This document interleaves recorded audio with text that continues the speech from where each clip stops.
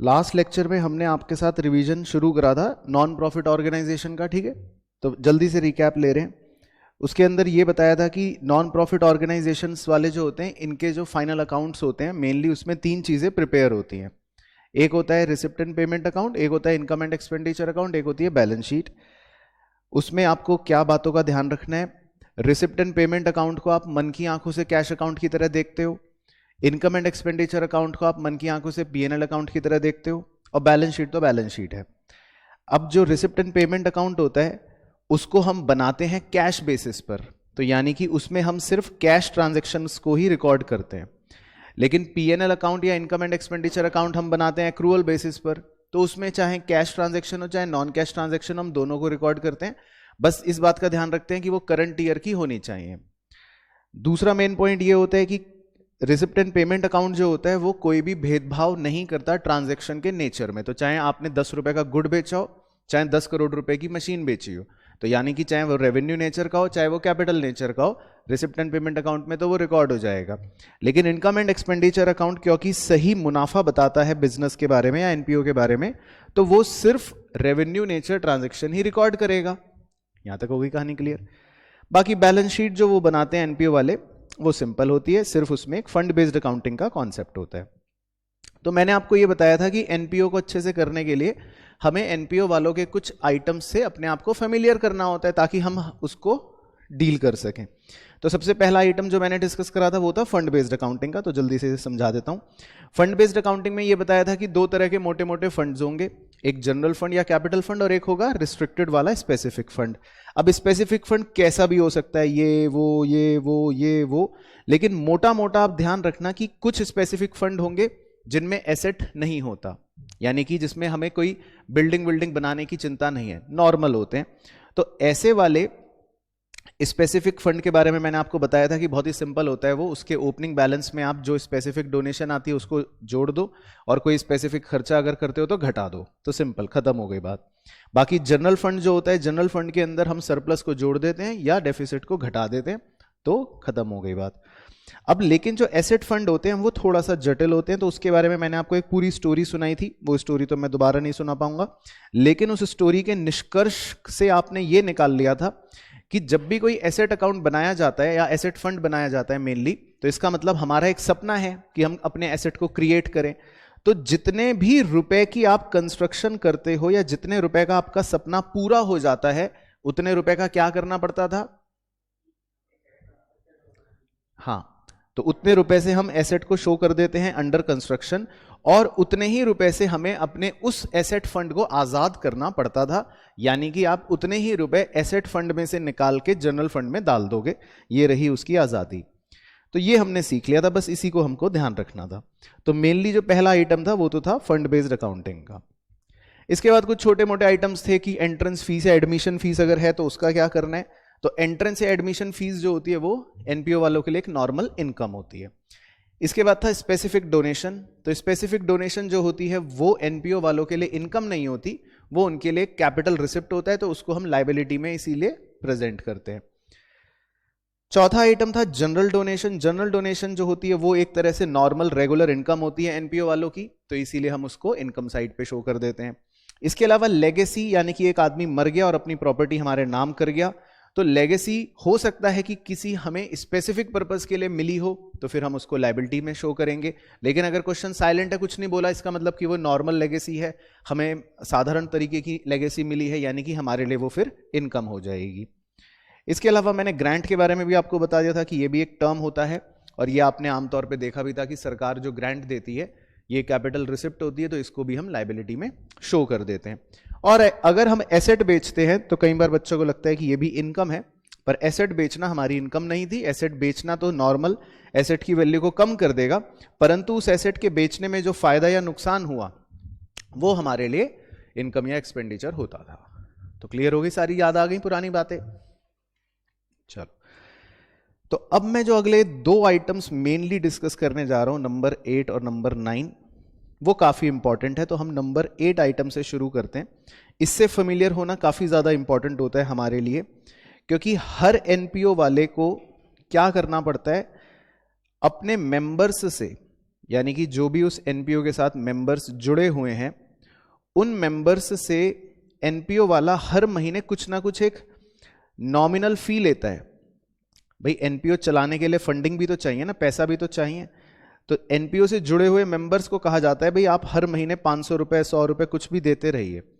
That is known as subscription. यानी कि NPO के लिए सब्सक्रिप्शन एक सबसे बड़ी इनकम होती है। तो सबसे पहले अगर मैं इसके नेचर की बात करूं तो सब्सक्रिप्शन का नेचर एक प्रकार से रेवेन्यू रिसिप्ट नेचर का है, यानी कि एनपीओ वालों के लिए ये एक तरह से सबसे बड़ी इनकम होती है। तो इसीलिए सब्सक्रिप्शन इनकम को हम क्रेडिट साइड पर शो करते हैं इनकम एंड एक्सपेंडिचर अकाउंट के। ओके, अब ये नॉर्मल बिजनेस में आपको ये नहीं दिखाई देगा टर्मिनोलॉजी सब्सक्रिप्शन, आपने कभी ऐसा नहीं सुना होगा। लेकिन एनपीओ के अंदर सब्सक्रिप्शन जो होता है वो एनपीओ वाले के लिए क्या होती है, सबसे मेजर इनकम होती है। ठीक है ना। अब इसके अंदर लेकिन कुछ कॉम्प्लेक्सिटीज जो हैं उसके बारे में आपके साथ चर्चा कर लेते हैं वन बाय वन। तो अपनी सिंप्लिसिटी के लिए समझाने के लिए आपको मैं एक एग्जाम्पल ले लेता हूं। मैं मान लेता हूं कि ये हमारा करंट ईयर है जिसको मैंने येलो हाईलाइट कर दिया। ठीक है, ये हमारा करंट ईयर है। अब सबसे पहले आपको एक टर्मिनोलॉजी मुझे समझानी है। इस टर्मिनोलॉजी का नाम बाद में लिखूंगा, लेकिन पहले डायग्राम पर कुछ बात बतानी है। करंट ईयर से पिछले एक साल को हम प्रीवियस ईयर कहते हैं, यानी कि पिछला साल। तो हमारी सिंप्लिसिटी के लिए मैं, क्योंकि आप लिंक कर पाओ, तो मैं मान लेता हूं प्रीवियस ईयर को मैं बोल देता हूं क्लास 11th, क्योंकि आप पिछले साल क्लास 11th में थे। और करंट ईयर को मैं बोल देता हूं क्लास 12th, क्योंकि आप करंट ईयर में अभी आप क्लास 12th में हो, राइट। तो मान लेते हैं पिछले साल एक बच्चा था जो पढ़ता था, उसका नाम था राजू, क्लास 11th में, और उसने मुझे क्लास 11th की फीस पे करी 1000 रुपए। अब राजू ने कहा कि सर मुझे इतना अच्छा लग रहा है, मुझे इतना अच्छा लग रहा है कि उसने 12th की भी फीस मुझे एडवांस में ही पे कर दी, मान लेते हैं 2000 रुपए। तो जब राजू से मुझे क्लास 12th की फीस पिछले साल ही रिसीव हो गई, तो इसको कहते हैं, इस 2000 रुपी को कहते हैं एक तरह से इनकम रिसीव्ड इन एडवांस। यानी कि ये इनकम मुझे रिसीव हो चुकी है। किस में रिसीव हो चुकी है? एडवांस में रिसीव हो चुकी है, राइट। तो इस 2000 रुपी को हम क्या बोलते हैं? Income received in advance. अब करंट ईयर के मैं अगर पर्सपेक्टिव से बात करूंगा तो this income received in advance is known as basically at the beginning, या जिसको बहुत से लोग प्रीवियस ईयर का भी कहते हैं। तो ये 2000 रुपए मेरे लिए एक तरह से इनकम रिसीव्ड इन एडवांस है एट द बिगिनिंग की। यानी कि मेरा अभी क्लास 12th शुरू ही हुआ था और मेरे पास ऑलरेडी एक बच्चे के पैसे एडवांस में हैं। मेरे को राजू ने ऑलरेडी फीस मेरी क्लास 11th में दे रखी है, तो इसको बोलते हैं income received in advance at the beginning. अब 12th की बात कर लेता हूं आपके साथ। इसी तरह 12th में मेरा एक और स्टूडेंट है, इसका नाम है सोनू। इसने मुझे 12th की फीस पे करी 2000 रुपए, और सोनू ने कहा कि सर मुझे इतना अच्छा लग रहा है, उसने अगले वर्ष की फ्यूचर ईयर की, अब फ्यूचर ईयर में मान लेता हूं क्योंकि आप अगले साल बीकॉम या कोई भी ग्रेजुएशन करोगे, तो मान लेते हैं फ्यूचर ईयर इज बीकॉम। तो सोनू ने कहा कि सर मैं आपको बीकॉम की भी फीस अभी से दे देता हूं, 12th में मैं बहुत अच्छा व्यक्ति हूं, तो मैं भी मना क्यों करूंगा? अगर वो बीकॉम की फीस मुझे आज दे रहा है तो मैंने उससे बीकॉम की भी फीस आज ले ली। तो इसका मतलब आज मेरे पास एक और भविष्य के पैसे एडवांस में आ चुके हैं। तो जब मेरा ये करंट ईयर का एंड हो जाएगा, तो इस करंट ईयर के एंड पर मैं बोलूंगा कि मेरे पास इनकम रिसीव्ड इन एडवांस अभी जो है वो 3000 रुपए की है। तो इसको हम टाइम के मद्देनजर में बोल देते हैं income received in advance at the end. यानी कि ये मेरे पास अभी एडवांस आ चुका है, लेकिन ये कौन सी फीस है? अगले साल की बीकॉम की फीस है, राइट। अब मैं आपसे क्वेश्चन पूछूंगा और जो मुझे पक्का यकीन है कि आप सही बताओगे। अगर मैं आपसे यह पूछूं कि अब मेरा फोकस है करंट ईयर की इनकम निकालना, ठीक है, हमारा पूरा फोकस होता है कि मेरी क्लास 12th की इनकम क्या है। My focus is what is my income of class 12th, this is my focus, कि मेरी क्लास 12th की इनकम क्या है। और हम एक्रूअल मॉडल को फॉलो करते हैं, मतलब हमें इससे परवाह नहीं है कि किसी ने पैसे पहले दिए थे, किसी ने नहीं दिए थे, या जो भी है, हमारा एक्रूअल मॉडल है। तो हमको यह निकालना है कि मेरी क्लास 12th की इनकम क्या है। तो मेरा क्वेश्चन ध्यान से सुनना। राजू ने मुझे 2000 पिछले साल जो दिए थे, 2000 रुपए क्लास 12th के, क्या ये मेरे लिए 12th की इनकम है, यस या नो? सब बच्चे, क्या ये मेरे लिए 12th की इनकम है? यस, आपने कहा यस, वेरी गुड। तो ये इसका मतलब आपने एक सही आंसर दे दिया, बिल्कुल है। क्योंकि हमें ये नहीं देखना कि पैसे कब मिले, पैसे तो पिछले साल मिले, लेकिन हमें क्या देखना है कि क्या ये पैसे 12th की इनकम है। बस आपको अपने मन से ये सवाल पूछना है। तो क्या ये 2000 रुपए मेरी 12th की इनकम है? है। तो आंसर आ गया यस। ठीक है, अगला प्रश्न। सोनू ने जो मुझे बीकॉम के ये 3000 रुपए दिए, क्या ये मेरी 12th की इनकम है? सब बच्चे एग्री? ठीक है, तो आपने कहा नो, वेरी गुड। तो इसका मतलब आप दोनों आंसर सही दे चुके हो, वेरी गुड। तो हमें पैसे तो आज मिल गए 3000 रुपए, लेकिन क्या ये मेरी 12th की इनकम है? नहीं है। क्लियर हो रहा है पॉइंट?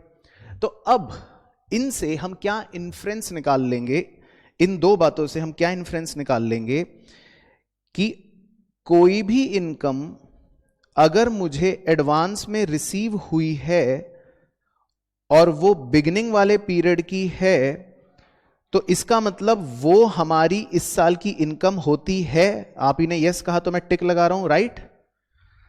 और अगर कोई भी इनकम मुझे एडवांस में रिसीव हुई है और उसका समय लिखा है एट द एंड, तो इसका मतलब वो हमारी इस साल की इनकम नहीं है। आप ही ने कहा नो। तो क्या मैं ये दो इन्फ्रेंसेस आप ही की कही हुई और समझी हुई बातों से लिख लूं तो सब बच्चे संतुष्ट हैं? एक बार फाइनल बोल दो, सब बच्चे इससे संतुष्ट हैं? आप ही ने कहा है ये, तो मैं ये इन्फ्रेंसेस बादल में लिख रहा हूं, राइट। सबको बिल्कुल क्लियर हो गया? ये दोनों इन्फ्रेंसेस क्लियर हो गए? चलो ठीक है, कट। अगली कहानी दोबारा से क्लास 11th बना देता हूं, दोबारा से क्लास 12th बना रहा हूं और दोबारा से बीकॉम बना रहा हूं। और मेरा फोकस फिर से हाईलाइट कर रहा हूं, मेरा फोकस सिर्फ फिर से क्या है कि मेरी करंट ईयर की 12th की इनकम क्या होनी चाहिए। ध्यान रखना, ये मेरा फोकस है कि मेरी 12th की इनकम क्या होनी चाहिए। That is my only focus. चलो, तो अब एक स्टोरी सुनाऊंगा आपको। बच्चे का नाम है सुरेश।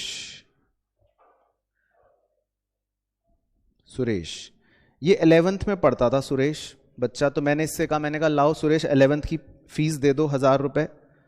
इसने नहीं दी। कह रहा सर दे दूंगा अगले महीने। मैं रुक गया। मैंने कहा लाओ अब दे दो। इसने नहीं दी। कह रहा सर अगले महीने दे दूंगा। मैं रुक गया। फिर मैंने कहा लाओ फीस दे दो। इसने कहा नहीं सर अगले महीने दे दूंगा। फिर ये आया नहीं, एग्जाम्स तक ये आया ही नहीं पढ़ने। तो इसने मुझे 11th की फीस के पैसे नहीं दिए और 11th क्लास खत्म हो गई। तो इसका मतलब पिछले साल मुझे 1000 रुपए मिलने चाहिए थे पर मिले नहीं, यही है।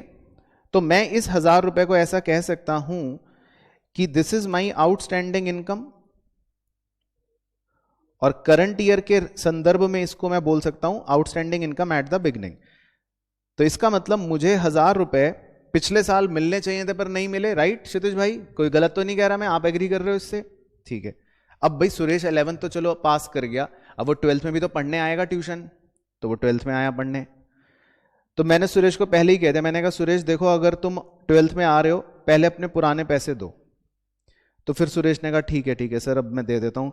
तब कुछ कोविड की वजह से मैं दे नहीं पाया था, तो अब दे देता हूं। तो सुरेश ने अपने 11th के 1000 रुपए मुझे दे दिए, राइट? ओके, ठीक है। तो सबसे पहले आप इस टर्म पे फोकस करो कि हम इस 1000 रुपए को कह रहे हैं outstanding income at the beginning. सब बच्चों को क्लियर हो गया? ठीक है। अब अगला बच्चा लेकर आता हूं। अब मान लेते हैं एक बच्चा और पढ़ता है, इसने नया 12th में एडमिशन लिया मेरे पास, इसका नाम है रमेश। मैंने कहा रमेश लाओ 2000 रुपए 12th की फीस दे दो। इसने कहा हाँ सर अभी दे दूंगा अगले महीने। फिर मैंने अगले महीने पैसे मांगे, कह रहा अभी सर दे दूंगा अगले महीने। और पूरी 12th खत्म हो गई और रमेश ने अपने 12th के पैसे नहीं दिए। तो इसका मतलब मुझे 2000 रुपए 12th के मिलने चाहिए थे पर अभी तक नहीं मिले, रमेश ने मुझे 12th की फीस नहीं दी अभी तक। क्या कहानी क्लियर है सब बच्चों को? तो इसका मतलब ये मेरे लिए आउटस्टैंडिंग इनकम है, मुझे 2000 रुपए मिल जाने चाहिए पर अभी तक नहीं मिले, ये मेरी आउटस्टैंडिंग इनकम है। और मैं ये भी कह सकता हूं समय के मद्देनजर कि ये मेरी आउटस्टैंडिंग इनकम है एट द एंड, 2000 रुपए, राइट? ओके, पहले कॉन्सेप्चुअली डायग्रामेटिकली आपको दोनों टर्मिनोलॉजीज का समझ आ गया, आउटस्टैंडिंग इनकम बिगिनिंग की, आउटस्टैंडिंग इनकम एंड की, ठीक है? अब मैं आपसे क्वेश्चन पूछूंगा, अब आप लॉजिकली बताओगे, जो मुझे पता है सही बताओगे। पहले सुरेश के 1000 रुपए पे फोकस कर रहा हूं मैं। सुरेश से जो मुझे ये 1000 रुपए मिले हैं, देखो ये ऊपर, सुरेश से जो मुझे ये 1000 रुपए मिले हैं, ठीक है, मैं बादल बना रहा हूं, क्या ये 1000 रुपए मेरी 12th की इनकम है? ये मैं पूछ रहा हूं आपसे कि क्या ये 1000 रुपए मेरी 12th की इनकम है? ये क्वेश्चन है मेरा, समझ रहे हो मैं कौन से 1000 रुपए पूछ रहा हूं? ये सुरेश वाले, सुरेश ने 11th में फीस नहीं दी थी, उसने, सुरेश ने अपनी फीस 11th की 1000 रुपए फीस मुझे कब दी, वो देखो, वो हाईलाइट हो रखा है। तो मेरा प्रश्न है कि सुरेश ने जो 1000 रुपए दिए, क्या ये 12th की इनकम है? सोच समझ के आंसर देना। नो कह रहे हैं बच्चे, तो सब नो कह रहे हैं या किसी के मन में यस है? सब, आप सब नो कह रहे हैं? 11th की फीस है ना, बिल्कुल सही। तो ये 1000 रुपए तो 11th की फीस है, बिल्कुल सही। तो इसका मतलब ये 1000 रुपए तो एक तरह से मेरे लिए 11th की इनकम हुई। ये 1000 रुपए तो मैं कौन सी इनकम मानूंगा? 11th की। तो यही मेरा प्रश्न है कि क्या इस 1000 रुपए को मैं अपनी 12th की इनकम मान लूं?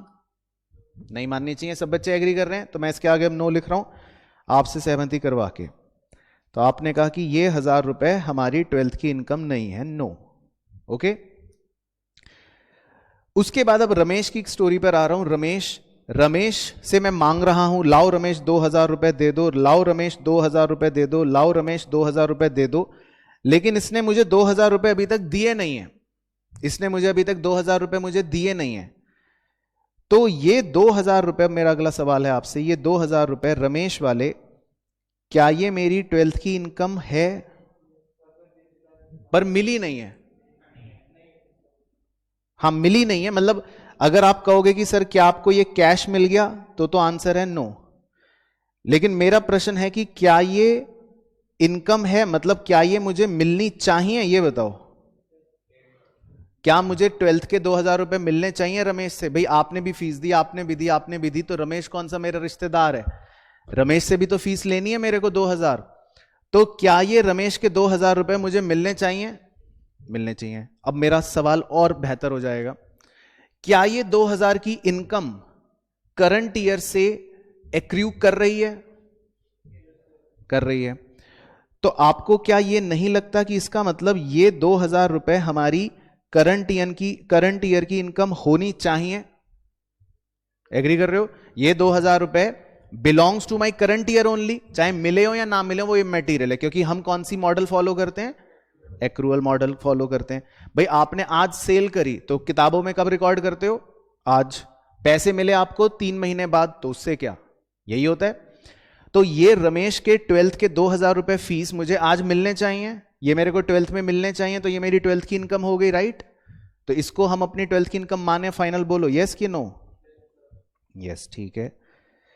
तो अब मैं आपकी कही हुई बातों से इन्फ्रेंस लिख रहा हूं बाजू वाले बादल में, कि आपने कहा कि अगर कोई आउटस्टैंडिंग इनकम मान लो हमें है, दिख रही है, और समय के हिसाब से एट बिगनिंग, तो आपने कहा कि वो हमारे करंट ईयर की इनकम नहीं होती है, यही कहा आपने।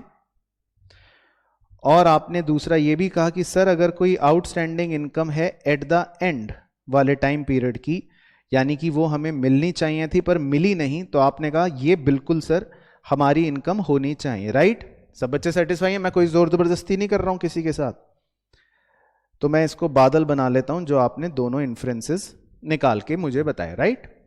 क्लियर हो गया? ठीक है।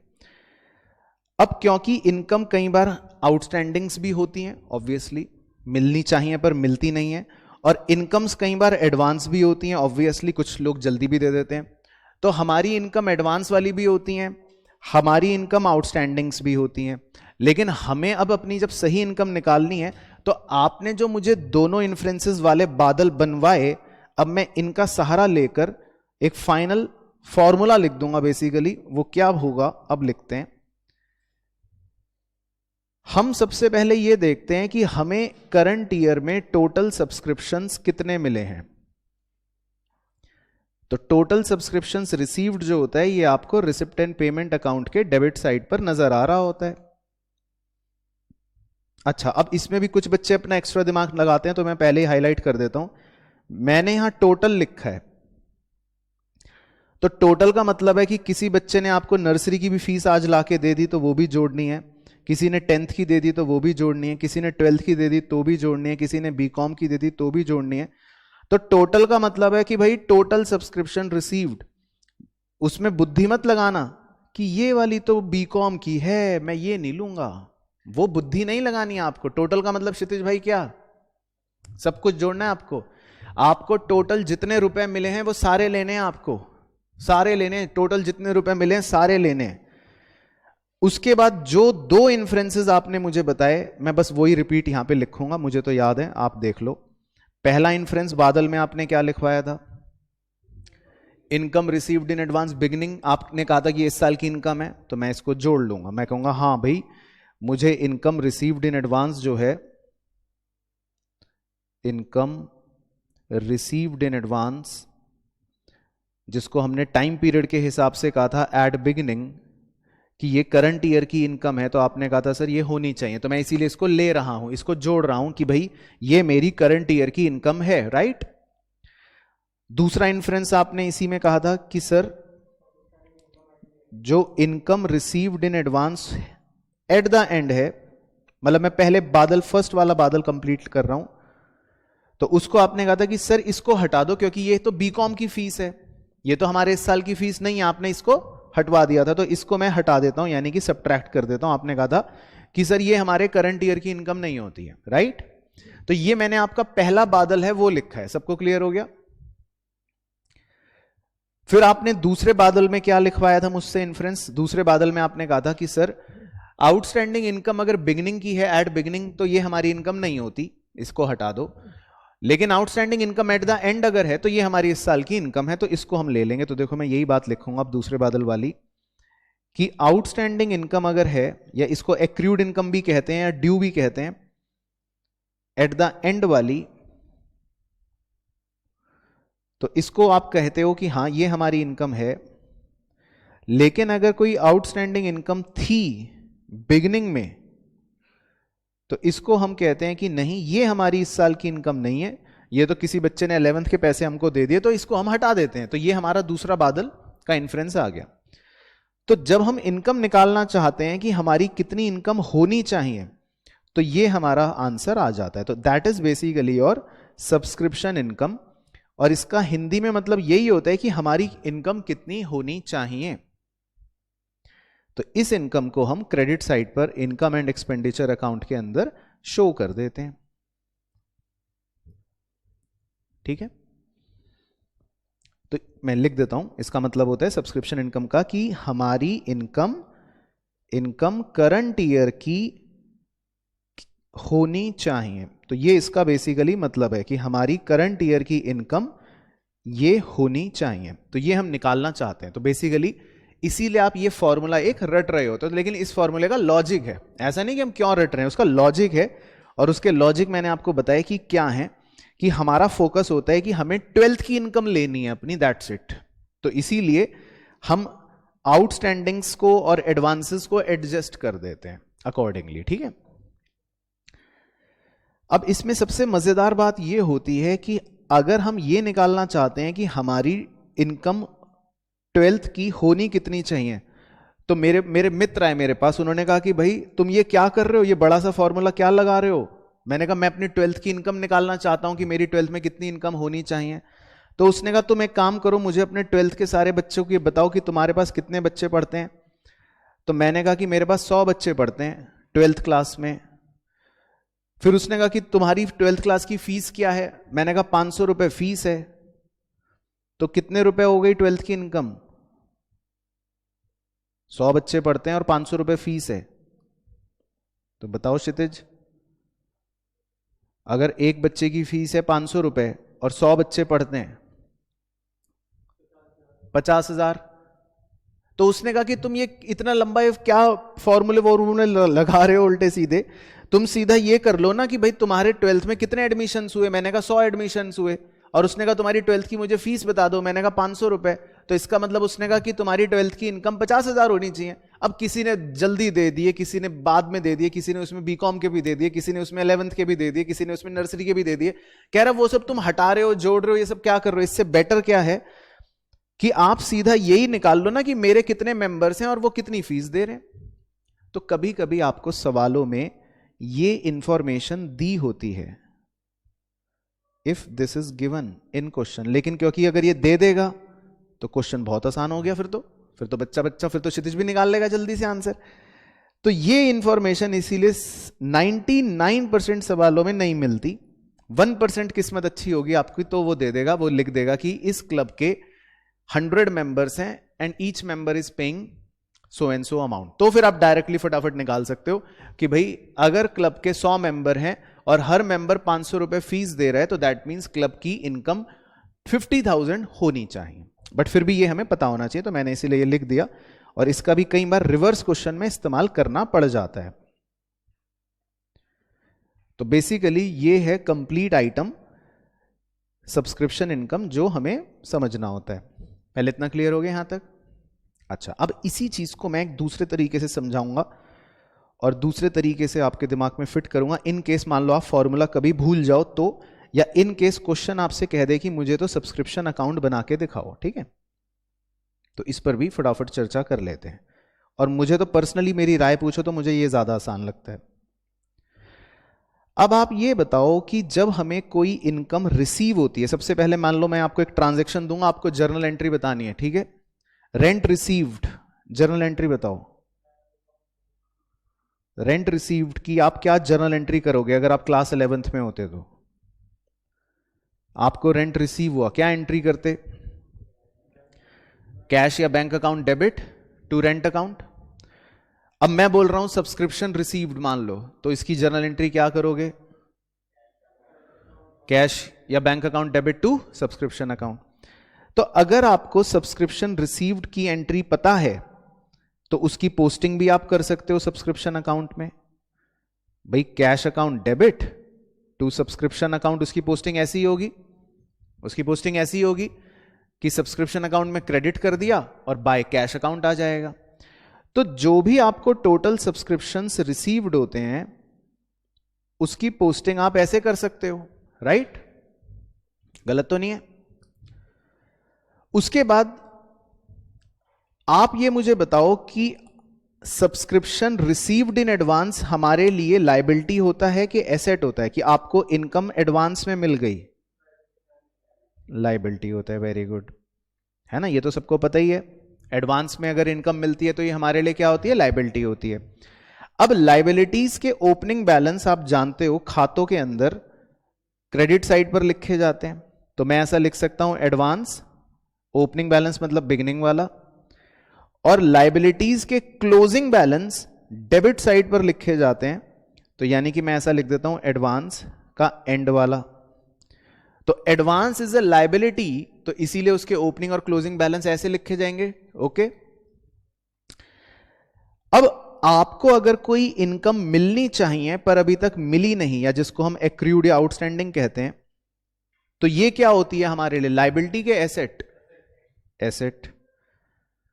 तो एसेट के ओपनिंग बैलेंस आप खाते में डेबिट साइड पे लिखते हो, तो मैं ऐसा लिख सकता हूं कि आउटस्टैंडिंग ओपनिंग बैलेंस का मतलब हो गया बिगिनिंग वाला, तो उसको आप डेबिट साइड पर लिखोगे, और एसेट के क्लोजिंग बैलेंस को यानी कि आउटस्टैंडिंग एट द एंड वाले को आप क्रेडिट साइड पर लिखोगे, क्योंकि ये एसेट है, राइट? यही बनेगा। यहां तक क्लियर? तो यहां तक आपको क्या है, लॉजिकली अगर कोई बच्चा लॉजिकली सोच ले लायबिलिटी और एसेट के हिसाब से, तो उसको रटना ना पड़े, उसको इजी हो जाएगा पोस्टिंग करना। अब आपको जो इनकम रिसीव होती है, जैसे आपको इनकम रिसीव होती है, आप एंट्री करते हो cash account debit to income कि आपको इनकम रिसीव हो गई। अब इस इनकम को आप ईयर के एंड में कहां ट्रांसफर करते हो? पीएनएल में ट्रांसफर करते हो। तो आप उसको जब पीएनएल में ट्रांसफर करते हो ईयर के एंड में, तो आप एक एंट्री करते हो इनकम डेबिट टू पीएनएल। तो ये इनकम जो है खत्म हो गई और ये पीएनएल में क्रेडिट साइड पर चली गई। तो आपको अगर सब्सक्रिप्शन की इनकम को, अब मैं इनकम की जगह लिख लेता हूं सब्सक्रिप्शन, तो सब्सक्रिप्शन की इनकम को अगर आपको पीएनएल में ट्रांसफर करना होगा ईयर एंड पर, तो आप यही एंट्री करोगे, सब्सक्रिप्शन डेबिट टू पीएनएल। इसकी पोस्टिंग कैसे होगी सब्सक्रिप्शन अकाउंट में? डेबिट साइड में लिख देंगे टू पीएनएल। तो एनपीओ वाले हैं तो इसीलिए पीएनएल की जगह हम आईएनई लिख रहे हैं। तो ये बेसिकली हमारी होती है सब्सक्रिप्शन इनकम, कि हम कितनी इनकम को अपने इनकम एंड एक्सपेंडिचर में ट्रांसफर कर रहे हैं। तो आमतौर पे ये अकाउंट इस तरह से बन जाता है। और इससे भी खूबसूरत चीज क्या, कि अगर आप ध्यान से इस अकाउंट को देखो तो इसके अंदर टोटल 6 बातें लिखी हुई हैं। ठीक है, 6 बातें लिखी हुई हैं और क्वेश्चन आपको हमेशा 5 दे देता है। तो सिर्फ आपको एक ये मिसिंग वाली निकालनी पड़ती है, सब्सक्रिप्शन इनकम वाली। तो अगर आप खाता बनाते हो यानी कि लेजर बनाते हो, तो आप इसमें पांचों की पांचों को पुट कर दोगे, भाई ये पुट कर दिया, ये पुट कर दिया, ये पुट कर दिया, तो क्रेडिट साइड का टोटल आ जाएगा।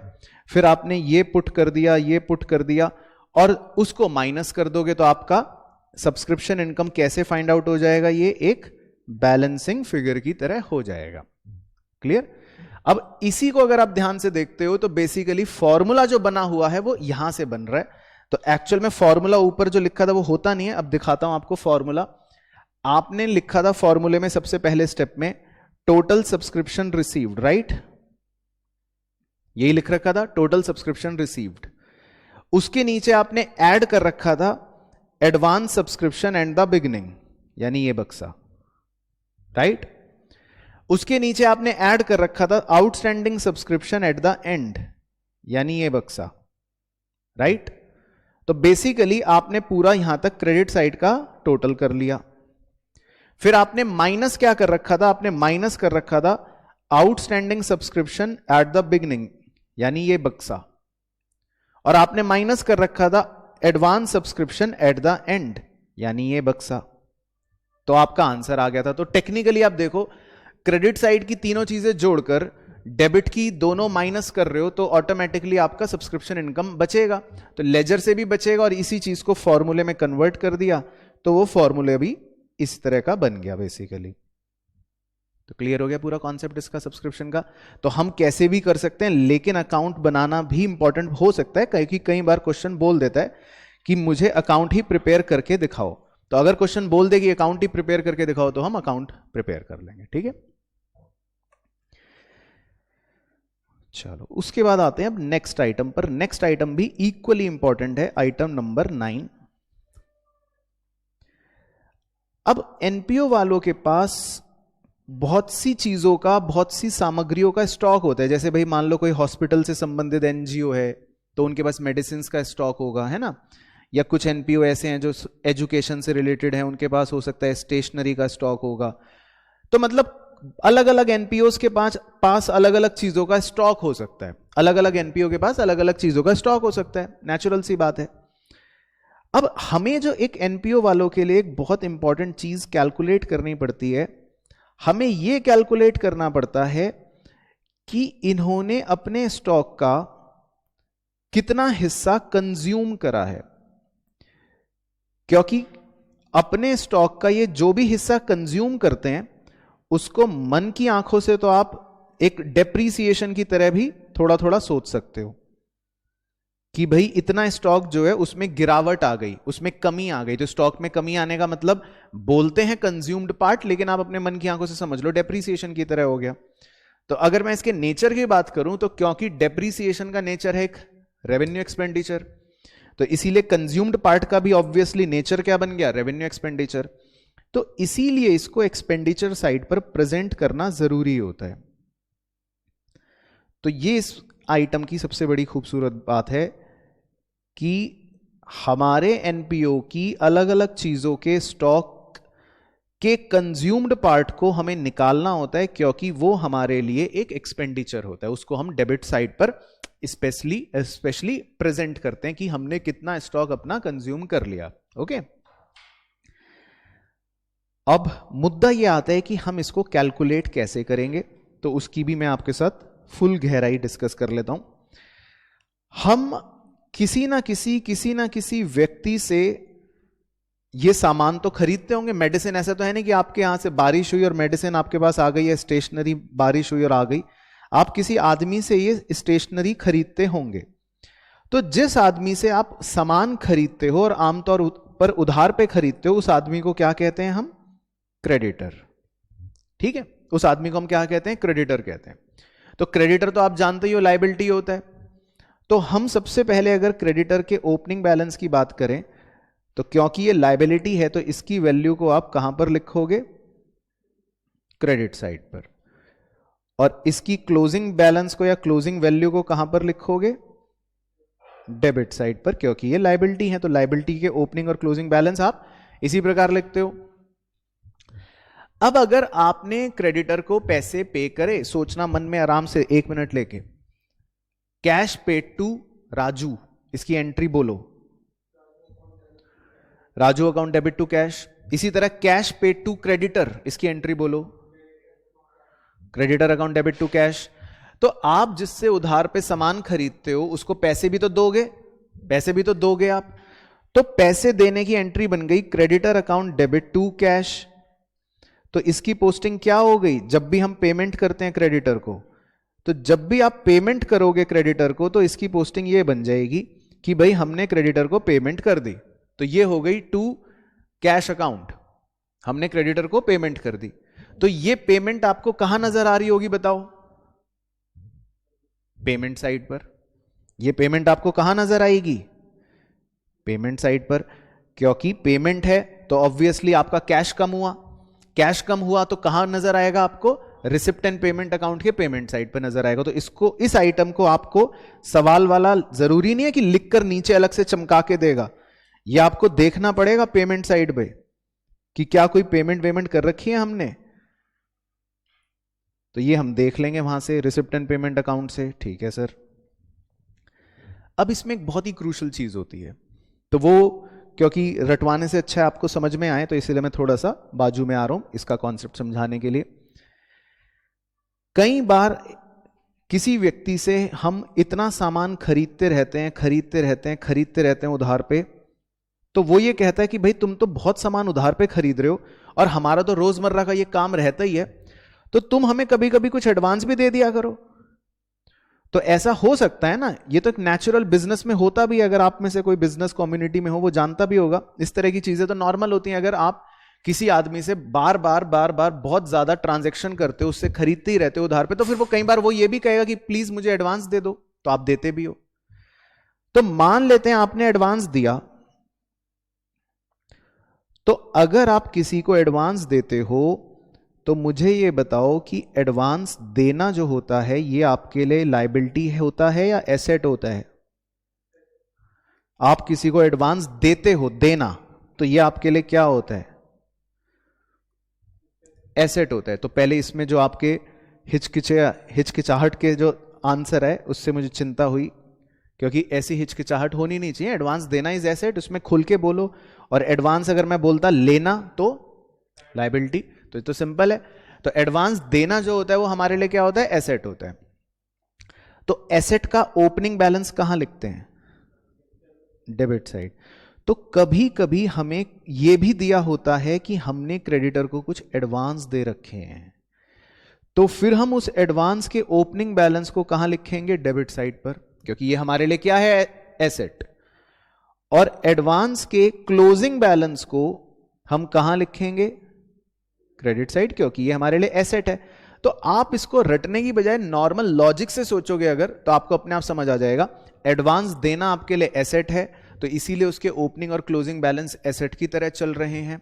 और लायबिलिटी जो क्रेडिटर्स होते हैं वो तो हमें पता ही है लायबिलिटी होते हैं, तो इसीलिए उनके ओपनिंग और क्लोजिंग बैलेंस लायबिलिटी की तरह लिखे जा रहे हैं। पहले यहां तक पोस्टिंग ओके हो गई। चलो फिर से क्लास 11th में लेके जाते हैं आपको। गुड्स परचेज्ड फ्रॉम क्रेडिटर, इसकी जर्नल एंट्री बताओ। Purchase account debit to creditor. आपने अगर क्रेडिटर से उधार पे गुड्स परचेज करे तो क्या एंट्री करते थे? Purchase account debit to creditor.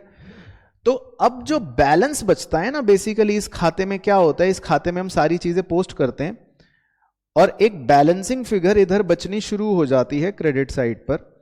तो ये बैलेंसिंग फिगर जो है ये क्या डिनोट कर रही होती है, एक प्रकार से क्रेडिट परचेज। इसका मतलब आपने उधार पे खरीदा है। और आप सोच भी सकते हो, क्योंकि क्रेडिट परचेज की एंट्री क्या होती है, purchase account debit to creditor, तो हो गई उसकी posting purchase account debit to creditor.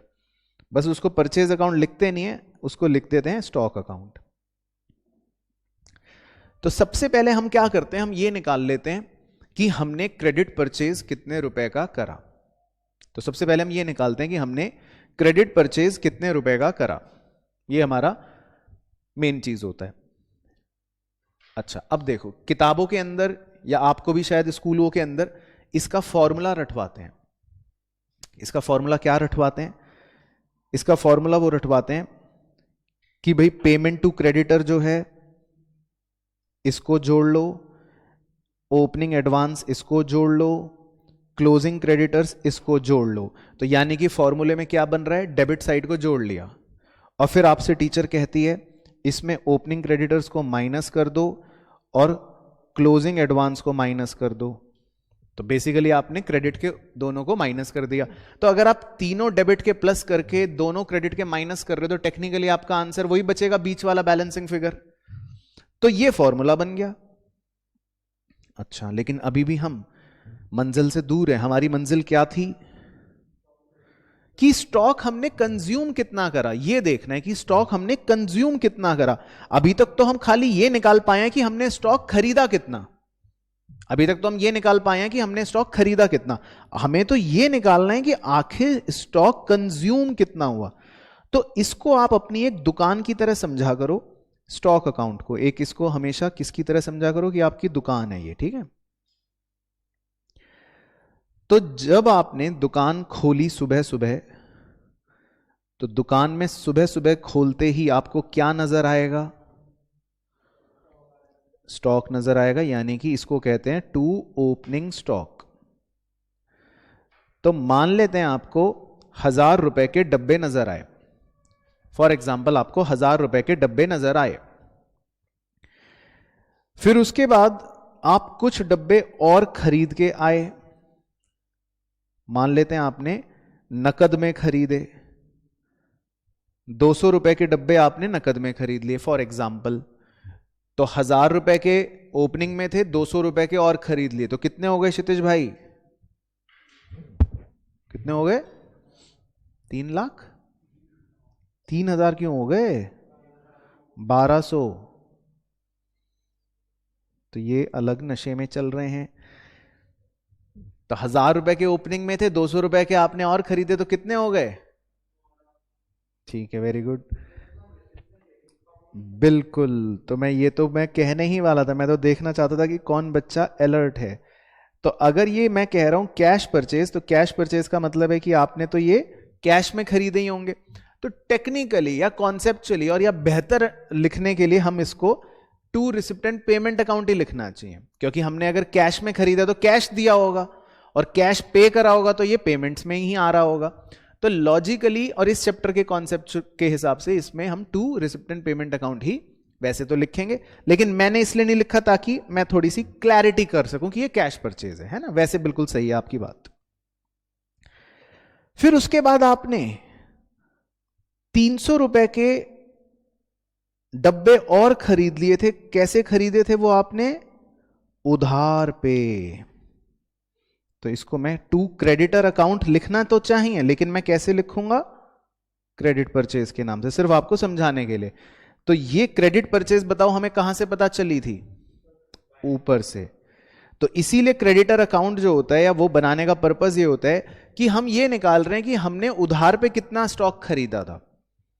तो हमने क्रेडिट में जो परचेज करी थी वो आपने यहां निकाली होती है, और यही वो फिगर होती है, यानी कि जो आपने क्रेडिट में परचेज करी वो आपके as it is credit purchase में यहां आ रही होती है।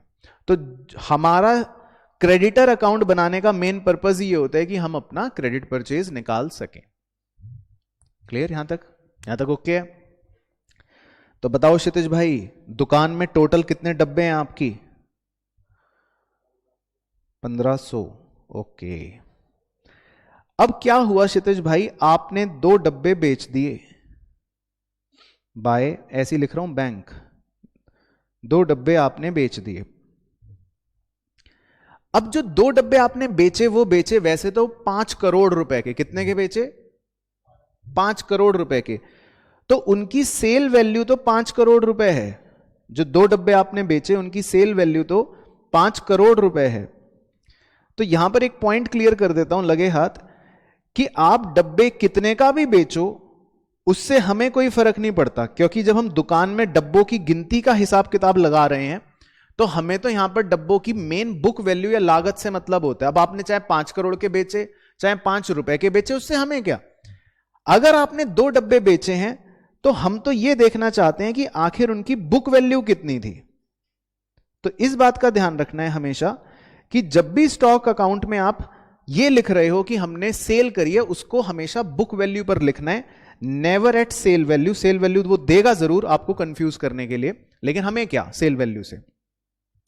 तो जो 2 डब्बे हमने बेचे, मैं मान लेता हूं कि उनकी बुक वैल्यू थी 400 रुपए की, तो 2 डब्बे हमने बेच दिए। तो बताओ क्षितिज, कितने डब्बे, कितने रुपए के डब्बे बच गए? 1100। Very good. तो जब क्षितिज ने गिनती करी तो कितने रुपए के डब्बे बचने चाहिए क्षितिज भाई? 1100 बोलो ना तेजी से। 1100 के बचने चाहिए। कितने रुपए के डब्बे बचने चाहिए? 1100 रुपए के बचने चाहिए। सब बच्चे एग्री कर रहे हैं। लेकिन जब डब्बों की गिनती हुई तो डब्बे मिले सिर्फ 900 रुपए के। जब क्लोजिंग स्टॉक यानी कि दुकान जब आप शटर डाल रहे थे, शटर डाउन कर रहे थे और डब्बे गिन के आए तो वो डब्बे थे मात्र 900 रुपए के। तो अब आपके मन में प्रश्न आएगा, क्या प्रश्न आ रहा है क्षितिज? कि 200 रुपए के कहां गए? वेरी गुड, सही प्रश्न आया, चलो थैंक गॉड। तो 200 रुपए के डब्बे कहां गए? 200 रुपए के डब्बे गाय खा गई या 200 रुपए के डब्बे चूहा कुतर गया? तो 200 रुपए के डब्बे कहां गए बताओ? कंज्यूम कर लिए। तो ये आप जो यहां पर बैलेंस 200 रुपए बच रहा है, बेसिकली आप ये पता लगा लेते हो कि इसका मतलब ये हमारा कंज्यूम पार्ट निकल गया। ये हमारा क्या निकल गया? Consume part. इसका मतलब हमने 200 रुपए के डब्बे कंज्यूम कर लिए होंगे। भाई 200 रुपए के डब्बे कहां गए? यही प्रश्न आया था ना आपके दिमाग में, कहां गए? गाय खा गई, चूहा ले गया, चोरी हो गए। तो ये 200 रुपए के डब्बे जो हैं ये बेसिकली आपके कंज्यूम हो जाते हैं। तो इसी 200 रुपए को हम अल्टीमेटली, बस मैं दिखाने के लिए लिख देता हूं, इनकम एंड एक्सपेंडिचर अकाउंट के डेबिट साइड पर शो कर रहे होते हैं। तो ये 200 रुपए जो है finally income and expenditure account के डेबिट साइड पर आ जाता है कि भाई हमें पता लग गया कि हमने कितना स्टॉक अपना कंज्यूम करा है। तो ये हमारा खर्चा finally income and expenditure account में लिख लिया जाता है। तो ये पूरी बेसिकली इसकी अकाउंटिंग होती है। तो देखो कितना खूबसूरत पॉइंट है इसके अंदर। तो पहले हम ये निकालते हैं कि हमने कितना उधार में खरीदा, क्रेडिट पे खरीदा। फिर हम ये निकालते हैं कि हमने कितना स्टॉक हमारा जो है वो कंज्यूम हो गया, और फिर वो फाइनली हम अपने इनकम एंड एक्सपेंडिचर में खर्चे की तरह शो कर पाते। तो बेसिकली यहां तक पहुंचने के लिए हमको थोड़ा सा अकाउंटिंग का सहारा लेना पड़ा। बट आपको अकाउंटिंग समझ आ गई लॉजिक के साथ। अब इसमें 2 बातें डिस्कस करूंगा, इंपॉर्टेंट, ध्यान से सुनना। किताब के अंदर अब आप जब फॉर्मूला देखोगे तो फॉर्मूले क्या करेगा आपसे? वो कहेगा इन दोनों खातों को जोड़ लो। अब मैं यहां पे थोड़ा खिचड़ी पकाऊंगा, आप मत पकाना। वो कहेगा कि थोड़ी देर के लिए एज्यूम कर लो कि ये दोनों खाते एक हो गए, थोड़ी देर के लिए, ठीक है? मान लो कि ये दोनों खाते जो हैं ये क्या हो गए, एक कर देता हूं। तो जैसे ही मैं दोनों खाते एक समान कर दूंगा, तो अब यहां जो क्रेडिट साइड में लिखा हुआ है बाय स्टॉक अकाउंट, और उसी खाते में नीचे भी सेम फिगर यहां आ रही होगी, टू क्रेडिट परचेज वाली, ये कट जाएगी एक तरह से। भाई डेबिट में भी मैं सेम ही फिगर लिख रहा हूं, क्रेडिट में भी मैं सेम ही फिगर लिख रहा हूं, एक ही खाते में, तो एक तरह से कट गई। तो वो किताब वाले देखो कितने चालू हैं, वो एक फॉर्मूला दे देते हैं बच्चे को और बच्चा परेशान होता है। वो सारे डेबिट की चीजों को ऐड करवाते हैं, वो सारी डेबिट की चीजों को क्या करवाते हैं, ऐड। तो हम ऊपर से लेके नीचे तक सब कुछ ऐड कर रहे हैं। देखो डेबिट की चीजें मैं बोल रहा हूं, वो कहेगा payment to creditor plus advance opening plus closing creditor plus opening stock plus cash purchase. और फिर वो माइनस करवाएंगे आपसे क्या क्या, माइनस करवाएंगे opening creditors minus closing advance minus जो आपने सेल करी at book value minus closing stock. तो वो क्रेडिट की सारी चीजें माइनस करवा देंगे और कह देंगे आंसर आ गया। तो इसी से फॉर्मूला बन जाता है। तो बेसिकली जो फॉर्मूला है वो कोई फॉर्मूला ऐसा नहीं कि कोई फॉर्मूला है जी, ये तो कोई न्यूटन ने कोई लॉ निकाल के दिया हमको, कोई फॉर्मूला कुछ नहीं है। बस मुंशीगिरी करने में लोगों को तकलीफ होती है, खाते में लोगों को लगता है कि ये कौन करेगा, बड़ा है, या बच्चों को भी लगता है ये बड़ा है, तो बच्चा भी सोचता है चलो सीधा प्लस माइनस करके मैं निकाल लेता हूं। तो वो भी निकाल सकते हो, ऐसा नहीं कि गलत है, बट अगर आप भूल जाओ प्लस माइनस में आपको कंफ्यूजन होना शुरू हो जाए तो आप इसका सहारा ले सकते हो। बट कॉन्सेप्ट आपको क्लियर हो गया। दूसरी बात जो सबसे क्लासिक बात है, जिसका एक सवाल भी है किताब में, अगर आपने गौर करा हो स्टॉक अकाउंट के अंदर हमने कैश परचेज लिखा था 200 और क्रेडिट परचेज हमने निकाल के क्रेडिटर्स अकाउंट में से निकाल के फिर लिखा था 300। अब कैश परचेज और क्रेडिट परचेज अगर दोनों को जोड़ लिया जाए तो बताओ इसको क्या कहते हैं, टोटल परचेज। अगर कैश परचेज और क्रेडिट परचेज दोनों को जोड़ लिया जाए तो इसको बताओ बच्चों क्या कहेंगे, टोटल परचेज, यही कहेंगे ना। तो एक बार एग्जाम में क्या सवाल आया, सवाल वाले ने क्या ट्रिक करी बच्चे के साथ, उसने कैश परचेज वर्ड देने की बजाय दे दिया टोटल परचेज, सीधा 500 दे दिया, सीधा 500 दे दिया। अब बच्चा भोला मासूम जो होता है वो इस ट्रिक को नहीं समझ पाया, तो वो बेचारा क्रेडिटर अकाउंट फिर भी बना रहा है और वो बेचारा मेहनत कर रहा है अपनी क्रेडिट परचेज को निकालने की। मान लेते उसने निकाल ली क्रेडिट परचेज और फिर उसने क्रेडिट परचेज निकाल के 300 लिख ली मान लो, और वो कैश परचेज को जल्दबाजी में 500 समझ रहा है। तो देख रहे हो वो बच्चा क्या गलती कर रहा है, जबकि सवाल वाले ने 500 जो दे रखा है वो ऑलरेडी क्या दे रखी है, टोटल परचेज दे रखी है। तो आपको इसके बारे में भी सतर्क रहना पड़ेगा।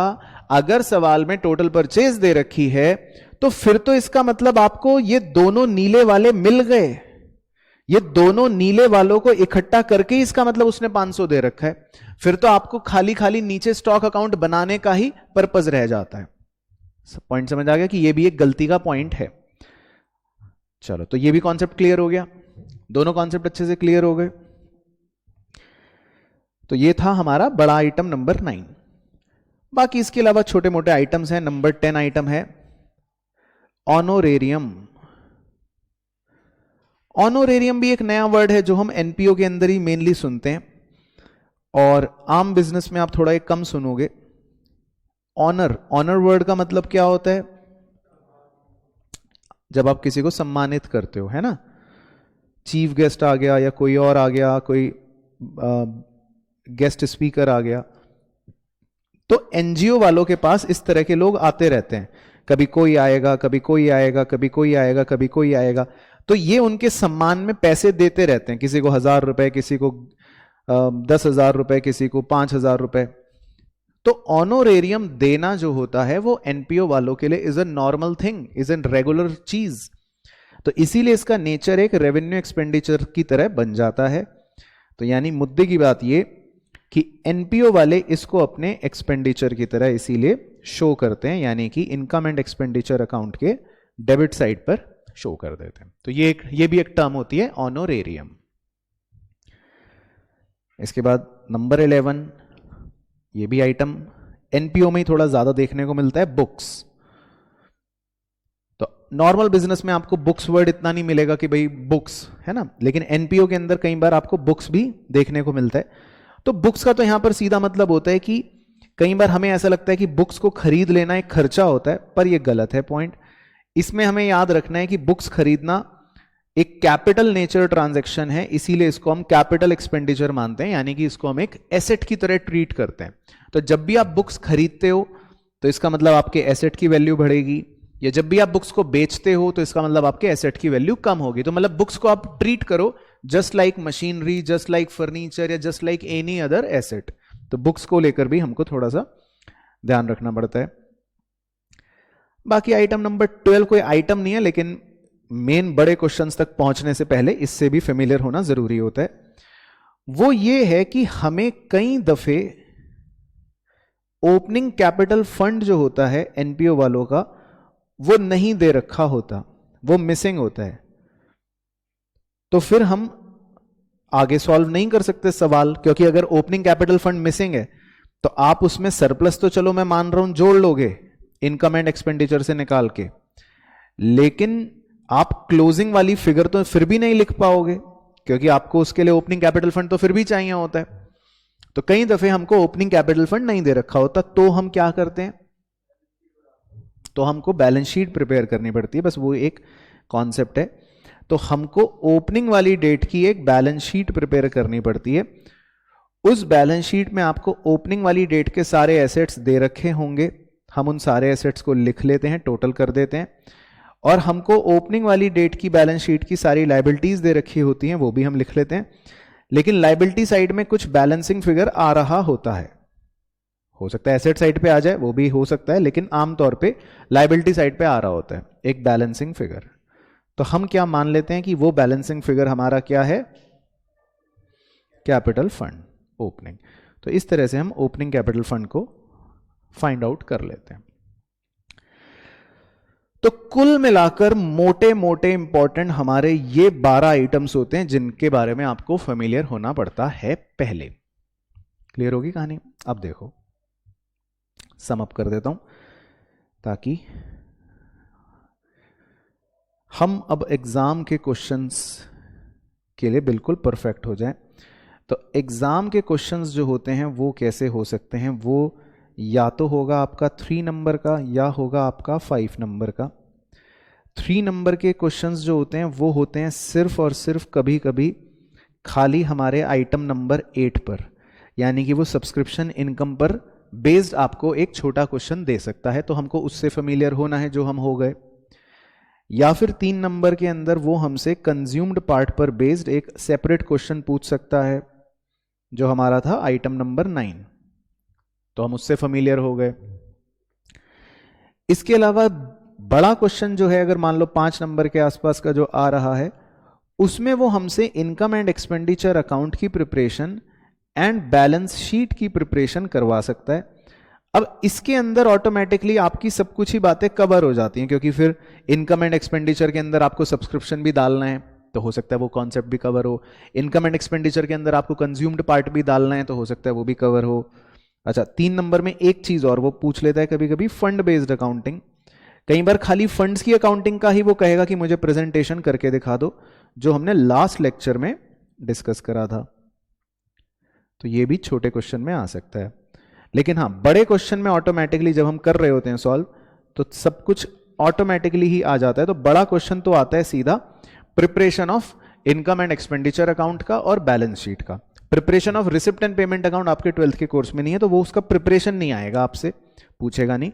बाकी आ भी जाए तो आप कर लोगे, उसमें कोई लॉजिक ज्यादा तो बड़ा होता नहीं है। डेबिट में रिसिप्ट्स लिख लिए, क्रेडिट में पेमेंट्स लिख लिए। तो अब ये बड़े क्वेश्चन करने के लिए बेसिकली हमें क्या, छोटे छोटे सारे आइटम्स का ट्रीटमेंट आना चाहिए, और जो भी फेमिलियर होना था जिन आइटम से, उनसे फेमिलियर होना था, है ना।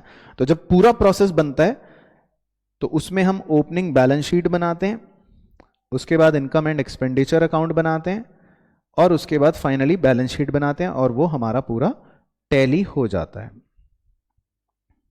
तो क्लियर होगी बेसिक कहानी। तो नेक्स्ट क्लास जब मैं आपके साथ लूंगा, उसमें हम सिर्फ फोकस करेंगे इंपॉर्टेंट क्वेश्चंस पर, ठीक है। तो नेक्स्ट क्लास में आप अपनी किताब जरूर लेकर आना। तो उनके क्वेश्चंस में आपको ऐसी वैरायटी के क्वेश्चंस करवा दूंगा जिसमें हमारे छोटे 3 नंबरी भी और बड़ा, हर तरह की वैरायटी, मतलब हर तरह का कॉन्सेप्ट उसमें हमारा कवर हो जाएगा, ठीक है। क्लियर? डन? चलो, तो that is all for the day. Revision के लिए।